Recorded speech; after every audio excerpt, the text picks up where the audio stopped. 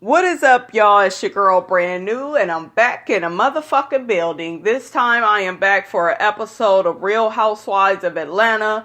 This is season 11. I will have the episode in the description. Honey, tonight's episode was crazy. It was crazy. Okay, I'm going to talk about it differently because I get a little bored with going blow by blow. So we're just going to deal with the situations that are on the table. First off, let's get off into the whole NeNe and Tanya situation. Tanya needs to learn when to leave NeNe the fuck alone. The rest of these girls have figured that out, and we kind of heard Candy, because Candy had to find out the hard way, honey, on season 2, honey. But, and y'all remember that shit with Candy and NeNe getting into it, and NeNe warning Candy about Kim, and then remember how Kim took advantage of Candy and made all that money from the party, bitch. Candy, you had to really learn, and you thought you was right about Kim. Boy.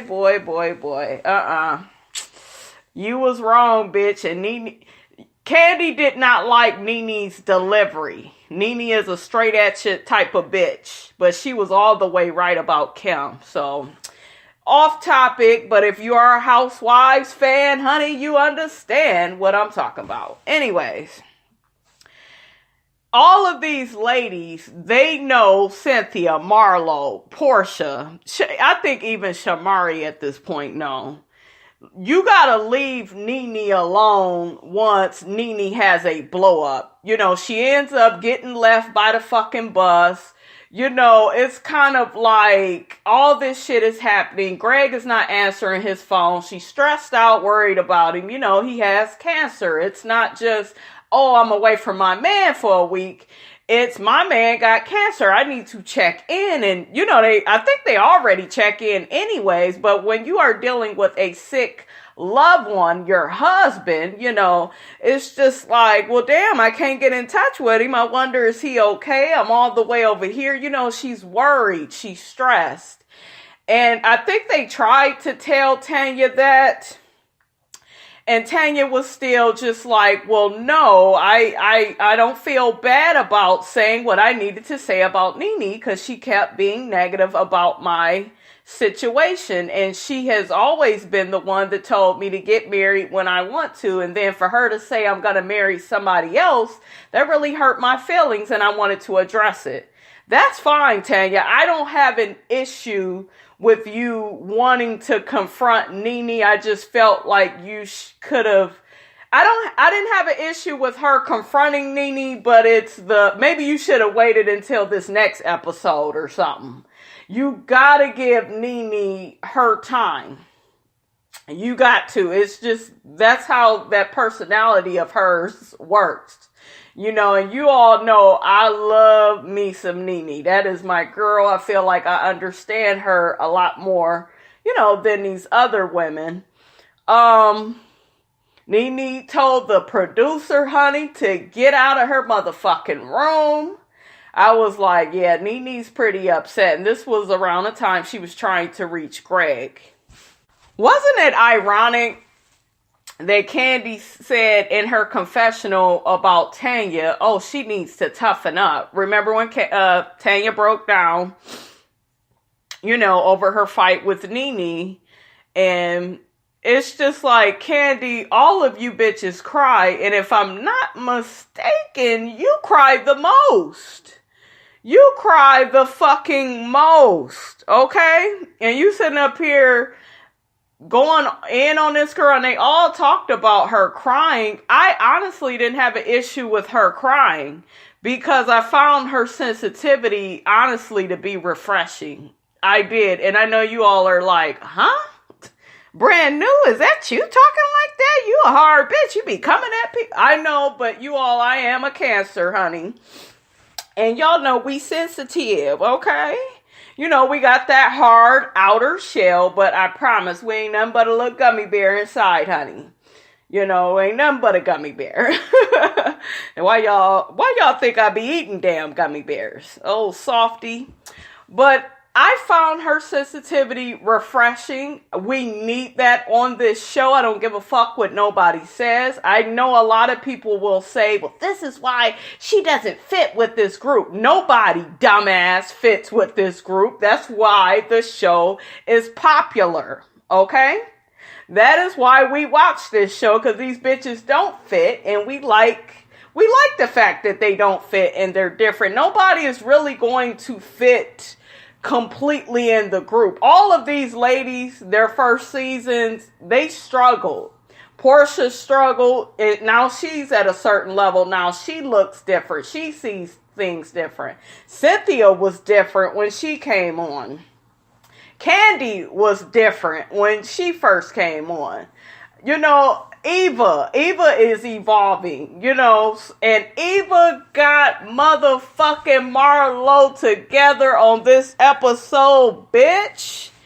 Letting her motherfucking have it. Marlo, you ain't shit. Go tell that girl, well, you got 2 kids by 2 different men. Is that all you got? And Eva is like, and what is it that you have? You have nothing. You have nobody. And I'm with Eva, like, you in your 40s and you ain't. And I'm not saying you gotta have those things, but don't come at somebody that does have those things, because it looks like you want those things and you just can't get it. But Marlo, you don't have those things because all you care about is fashion. You know, you get to going at Eva about her fashions, and let's get on Eva and her fashions really quickly, because I saw something in the Real Housewives of Atlanta group that I wanted to address. Eva was recently at Andy Cohen's baby shower party thing that he had. All of the Real Housewives came out. And so Eva was pretty much dressed down. She was. NeNe was dressed up. Cynthia had on a nasty pantsuit, honey, looking good. Marlo was killing it. Eva did look very basic. I will say that. And I kind of feel like, I don't know if it's because Eva's hair isn't short. Like, she seemed more daring when she had, like, the shorter hair. But I like Eva with the long hair. So I wish she would, I like Eva's style. I do. She is one of those women that is beautiful and pretty, and she don't need to do a lot. So that's fine.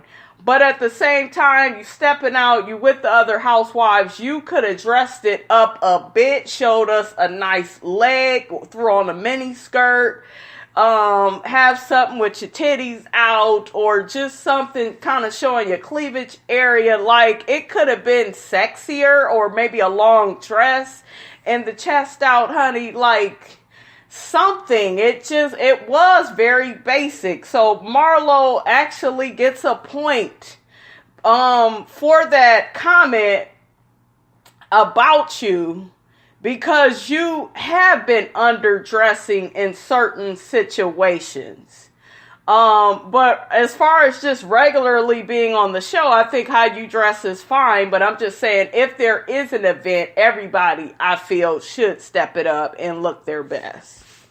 And I don't know why Eva is holding back. It just seemed, I don't know. It was funny when Eva and Marlo was getting into it on the bus, and Marlo said, "You're fraud, you're fraud." And Eva said, "No, that's what your lace front is." I said, "Oh Lord, talk about the lady wig, talking about she should have tacked it down more." And Candy, Shamari, and Portia, especially Candy and Shamari, was cracking the fuck up when Eva was getting Marlo together, destroying her. I think Eva called that hair Marlo had on a damn helmet, wig, or something. It was so funny. Marlo's wig, honey, was coming down. She ain't even glue it.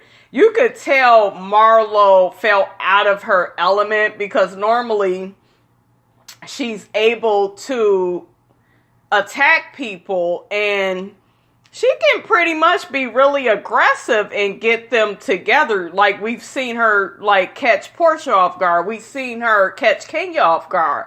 But this fucking Shamari and Eva, the bitches that y'all say is boring on this show, the bitches that need to go on and do something else, they got her together better than some of the bitches that's been here. Like, the comebacks was just crazy. Remember, Shamari said, what did Shamari say, honey? She said, I was A-list when you was an alias. Like, she had comebacks for Marlo's ass. And so did Eva. I was like, damn. And Marlo got to the point, I could see it in her face. She felt embarrassed a little bit. And we never see this side of Marlo. Marlo is always the one that catches you off guard, you know, and she did kind of do that with Eva, but Eva destroyed her. She destroyed her. Anyways, we got this scene where I told y'all they didn't left NeNe. NeNe was pissed the fuck off. Anyways, they tried to come to her door. She ain't answering the door. And then Marlo and Cynthia, they both try to individually get her to open up the door, you know, because they the closest to her, and just she still would not come to the door. It was funny when they said Portia came for Marlo, talking about her wig, talking about, girl, you need to get that glued down, honey. And Marlo talking about, so, oh, you trying to talk about my wig? Marlo just fell out of sorts. You could just see it. Honey, after Eva snatched Marlo all the way together, Marlo ended up getting her bags, and bitch was bad as fuck. She said, let me show y'all why my name is Marlo, honey. I wanted to call her Lolo, honey. Drop the Mar, honey. Lolo. Marlo was looking bad. Badass wig on. Badass outfit. She looked really nice. Anyways, we get this scene with Eva and Tanya. They're talking about NeNe, and Tanya just felt like she needed to confront NeNe, and Eva was like, yeah, but, you know, you got to realize NeNe is going through a lot with Greg. And it's really, the situation with you is really not a big deal to her. I don't really think you should bring it up anymore, you know.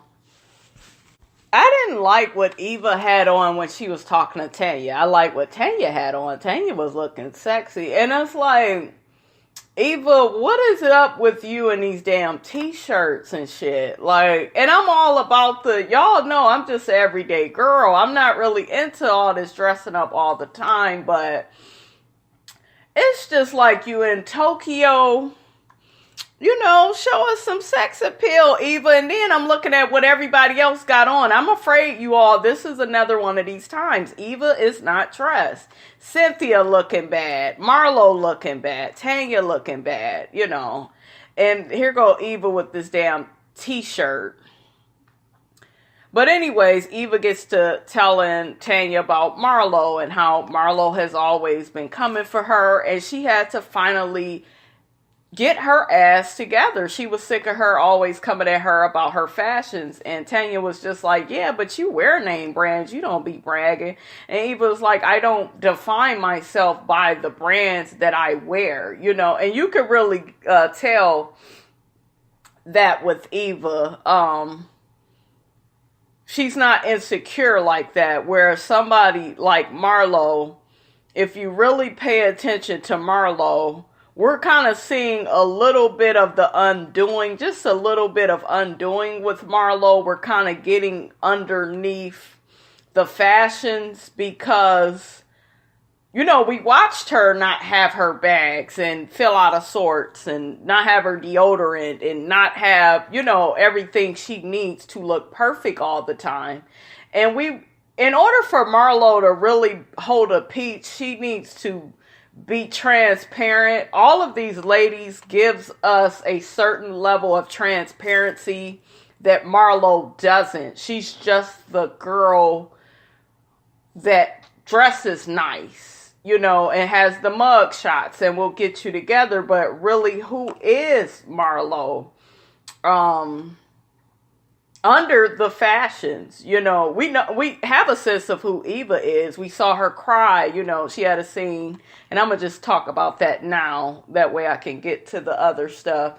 She had a scene where she was breaking down, crying about her granddad. They're gonna take him off the machines and go ahead and let him go. And I think she wants to fly early, but she's gonna try to do it up really good with the girls. So that's really sad, but it was nice to see all the girls be there for her, and it was nice to see Eva vulnerable. This is what I like. I don't want to see you turning up and arguing all the time. I want to see, do you cry?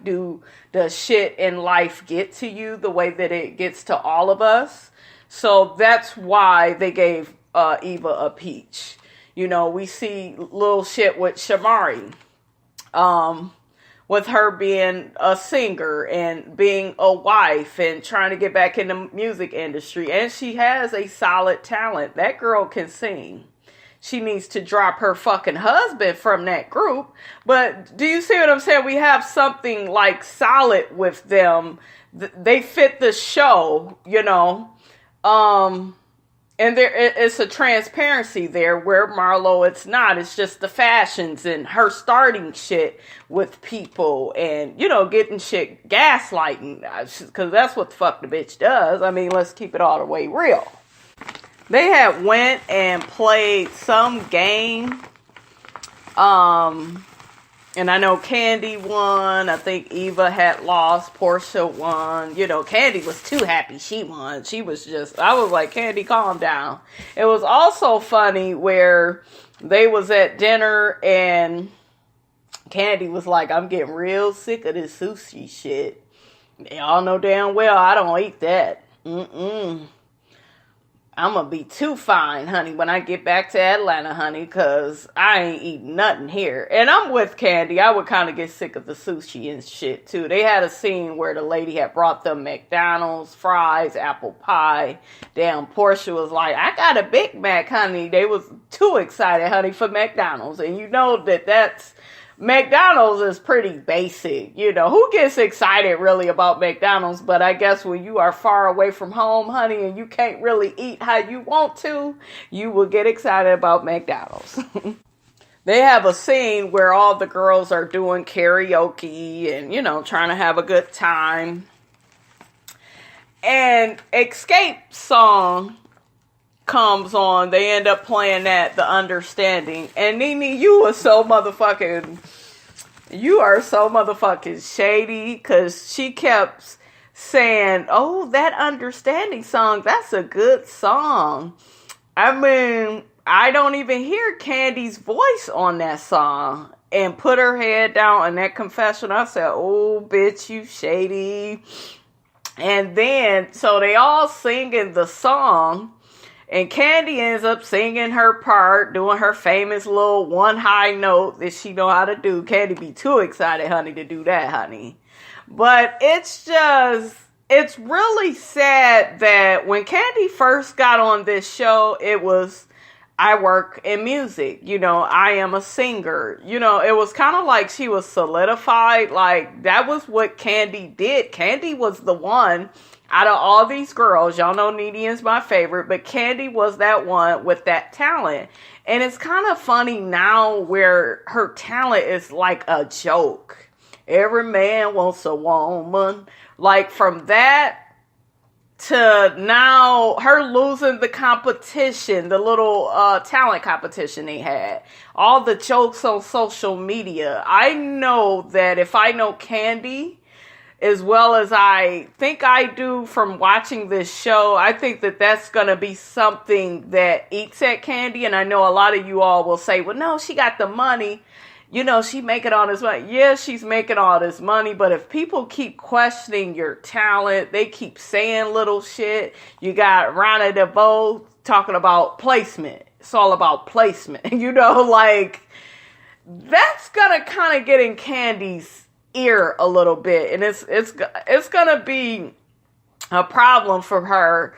But And I'm sure it ain't gonna be like nothing that takes her down, because Candy is pretty, she's pretty a strong woman, when she wanna be.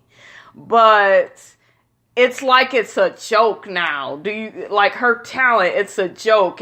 She was the girl that gave Kim Zolciak a hit, And yes, Candy is still popular in music, has her connections, but it's just sad that her talent is like a joke now on the show. It's like this never-ending joke.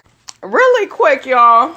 I know we talking Housewives, but y'all know Candy is on. Candy is on, I'm eating my gummy bears, so y'all don't mind me. Candy is on Big Brother with that crazy ass Tamar.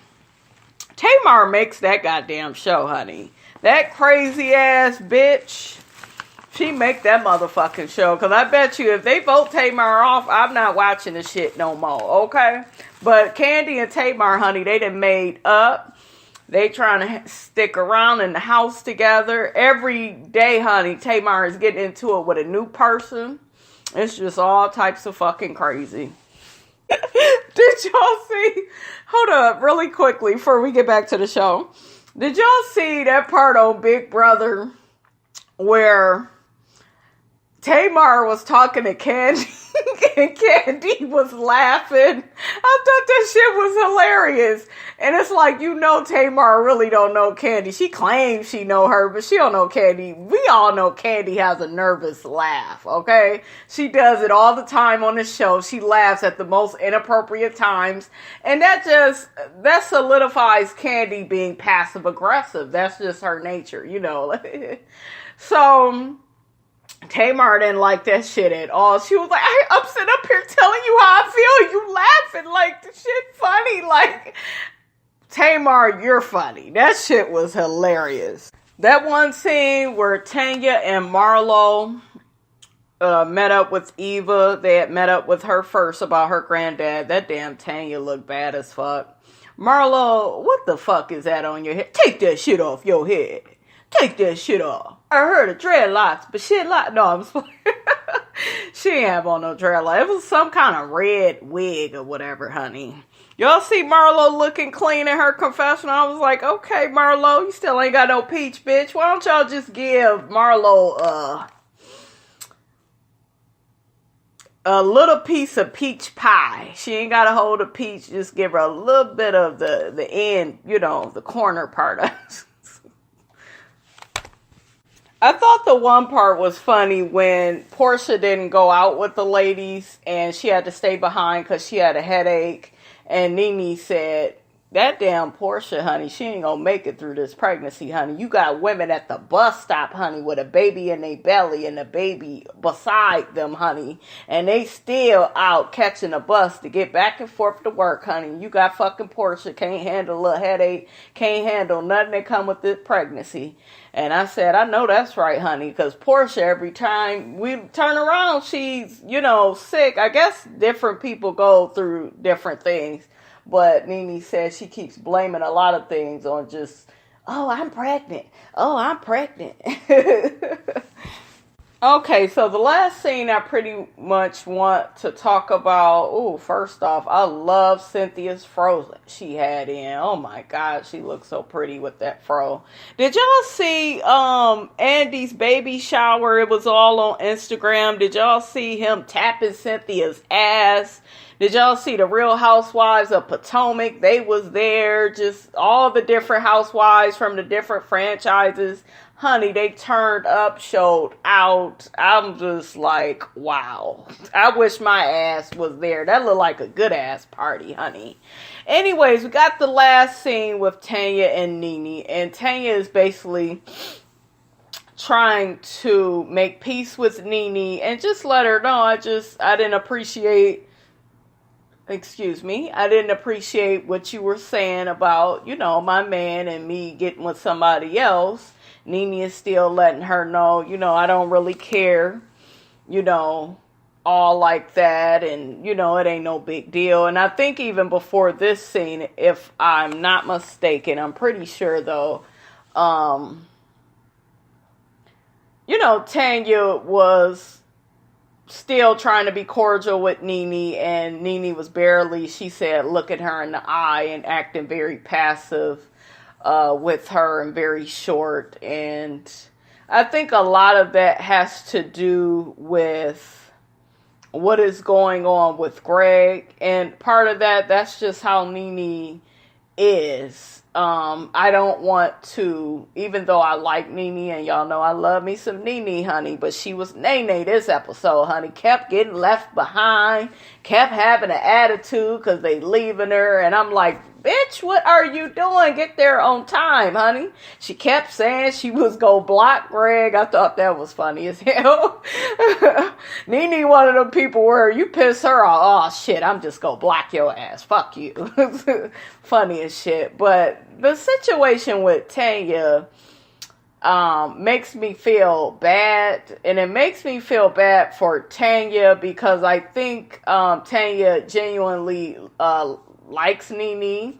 I think she cares about her. I think she trusts NeNe, and she's just like, you know, when we're alone, you're my friend. And then it seems like and she didn't say this, but this is kind of what I'm gathering. It's kind of like when we get around these girls, you know, you acting like you don't give a fuck about me or my relationship. And you talking about you don't care. And I expect you to care. You know, I think she said something like that to her. You're my friend. And NeNe just kept trying to, you know, push her away and just kind of be like, well, no, you know, what I was saying was I don't care about the situation. And in her confessional, she's like, girl, I got so much going on right now. You know, I don't feel like I can really take anymore, you know, so.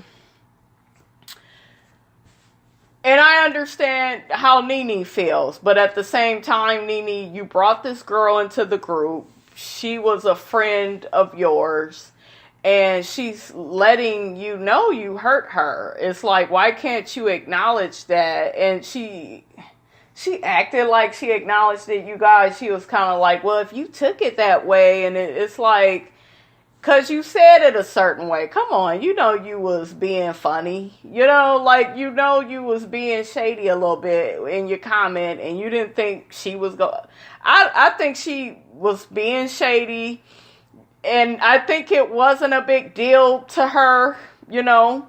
But at the same time, if you say that to somebody that you are cool with and that cares about you, and you see that it's hurt them, it's just like, just apologize and say, I'm sorry, you know, I didn't mean to say it like that.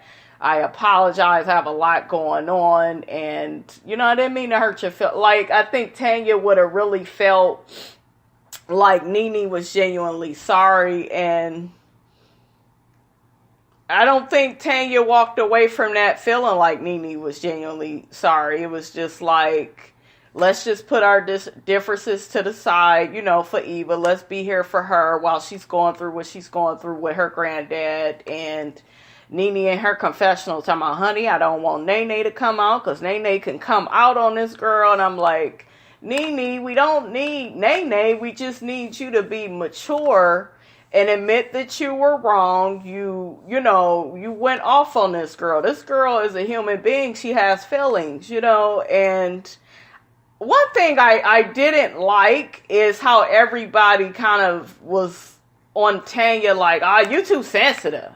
You know, and like I said, I don't feel like Tanya should have kept trying to talk to NeNe. NeNe is one of them people after a confrontation, she kind of need a few days to kind of calm all that shit down that she do. You know, that you will get a more calmer, level-headed NeNe. Especially with everything she's going through with Greg. So I'm not mad at Tanya that she spoke up, because that was what was on her heart, you know, and she's closer with NeNe than any of these girls. So I just feel like her feelings were genuinely hurt, and, you know, nobody really acknowledged her feelings. You know, they kind of just kept telling her, stop crying. Oh, you crying again. And it's, yeah, the girl is crying, you know, she's sensitive. Most people that are good people, they cry, you know, because they actually feel something for your ass. You know, we are in this I don't give a fuck mentality. Oh, I don't give a fuck. You know, and I know I say it too, but if I was in a situation, I know I would have reacted to her differently, you know, or at least would have tried. So that's all I got to say on that, you all. Don't forget to like, comment, and subscribe. It is your girl, Brand New, and I will check you guys out later.